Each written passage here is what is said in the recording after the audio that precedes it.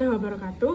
Halo semuanya, perkenalkan, saya Mauliana Desafira dari kelas 12C absen 12. Di sini, saya akan menjelaskan tentang pengolahan hutan adat masyarakat Tengger di Ranupani, Lumajang.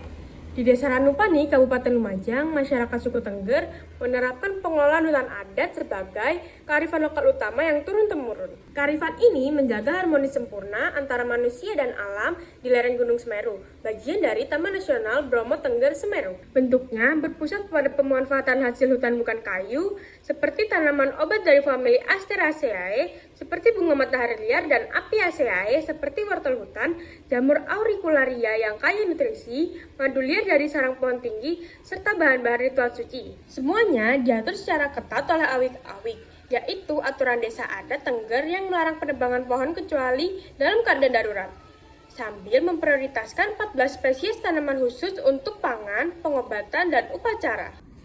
Upacara Karo menjadi puncak simbolisnya, di mana masyarakat mempersembahkan sesaji untuk menghormati leluhur dan alam sebagai saudara. Praktik ini berbeda jauh dari kearifan lokal lain seperti kuliner rujak otek di wilayah Lumajang lainnya, karena langsung terintegrasi dengan upaya konservasi Taman Nasional Bromo Tengger Semeru.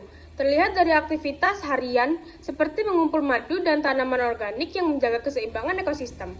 Kearifan ini secara efektif mengatasi masalah lingkungan sekitar seperti perambahan hutan ilegal, kemiskinan masyarakat, konflik antara manusia dan satwa liar, serta degradasi lingkungan melalui konsep pemberdayaan komunitas yang dikoordinasikan dengan Taman Nasional Bromo Tengger Semeru. Desa Enclave yaitu desa-desa yang berada di dalam kawasan Taman Nasional seperti Ranupani dan Ngadas diberikan izin akses terkontrol ke area hutan untuk mengambil pakan ternak, madu, dan tanaman obat, disertai pelatihan khusus agar mereka bisa mengolah hasil panen menjadi produk bernilai tinggi. Misalnya, jamur auricularia yang diubah menjadi abon atau keripik kering yang laku di pasar lokal maupun ekspor. Dengan cara ini, warga yang dulu tergoda menebang kayu kini berubah menjadi penjaga hutan sukarela, sehingga pendapatan mereka meningkat tanpa merusak alam. Konflik dengan satwa seperti rusa atau luwak berkurang drastis, dan kemiskinan teratasi secara berkelanjutan. Kontribusi rinci dari kearifan lokal ini terhadap penyelesaian masalah sangatlah nyata dan menyeluruh, karena awik-awik secara langsung menghentikan praktik penebangan liar dengan membatasi aktivitas dan memfokuskan pada hasil hutan bukan kayu. Sehingga tutupan hutan di Taman Nasional Bromo Tengger Semeru tetap rindang dan terlindungi dari ancaman illegal logging. Selain itu, pengolahan madu liar, jamur auricularia, serta tanaman obat dari 14 spesies menjadi komoditas ekonomi tidak hanya menaikkan pendapatan rumah tangga masyarakat Tengger, tapi juga menciptakan rantai pasok berkelanjutan yang mengurangi kemiskinan tanpa bergantung pada eksploitasi sumber daya alam. Akses hutan yang terkontrol meminimalkan invasi ke habitat satwa endemik, di mana warga kini berperan sebagai patroli relawan untuk Taman Nasional Bromo Tengger Semeru, sehingga konflik manusia dan satwa seperti tabrakan atau pemburuan liar hampir hilang.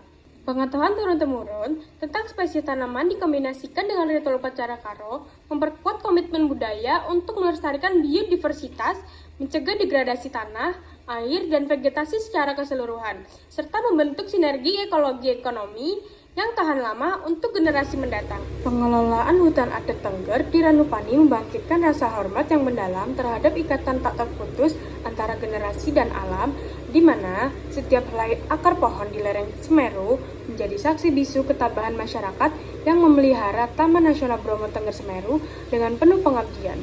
Hati nurani kita tergugah oleh kebijaksanaan leluhur yang menenun ritme kehidupan melalui aturan adat, mengubah tantangan alam menjadi sumber kehidupan yang lestari, membiarkan angin gunung membawa pesan perdamaian bagi desa-desa enclave yang berdiri tegar di tengahnya. Semoga getaran emosi ini menumbuhkan tekad batin kita untuk merangkul esensi harmoni tersebut, menjadikannya mercusuar bagi jiwa-jiwa masa depan, agar keindahan hijau abadi ini terus mengalir seperti sungai suci yang memelihara kehidupan bangsa, dalam pelukan alam yang penuh rahmat dan keabadian. Jadi begitu saja yang dapat saya jelaskan. Mohon maaf apabila ada kesalahan kata. Wassalamualaikum warahmatullahi wabarakatuh. Bye-bye.